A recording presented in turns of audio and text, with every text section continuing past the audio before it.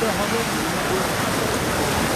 oruç günlerinde millet kendini tutanlarına Sıcak olmadığı için millet kalabalık değil. Sıcak ekmek, yağlı ekmek. Biz bu işi 15-16 senedir yapıyoruz. Ramazan pidesi dedim mi akla her şey geliyor ya, bizim çocukluğumuz geliyor aklımıza. Sıcak sıcak olması geliyor. Hani Ramazan'ın bir önemidir Ramazan pidesi. Ramazan ayrı bir güzellik kattığını Düşünüyoruz abi, çok düşünüyoruz. Çünkü o olmasa olmazımız ya. Ramazan pidesi yeni geldi. Sütlü yağlı Ramazan pidesi. Buyurun efendim. Sıcak sıcak. Ramazan pidesi deyince Ramazan pidesi anlayacaksın. Süt var, yağ var. Her şey var bu ekmekte.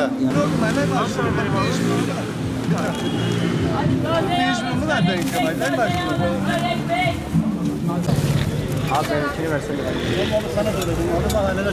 Buyurun ben köke buyurun. Buyurun.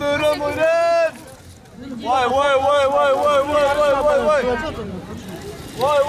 Vay. Ne yapacak millet ayran da satmıyor ya. Niye hakikaten? He? Dolma. Onun da olması lazım.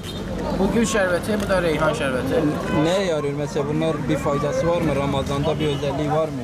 Valla bu organik abi, vücudun her yerine iyi gelir.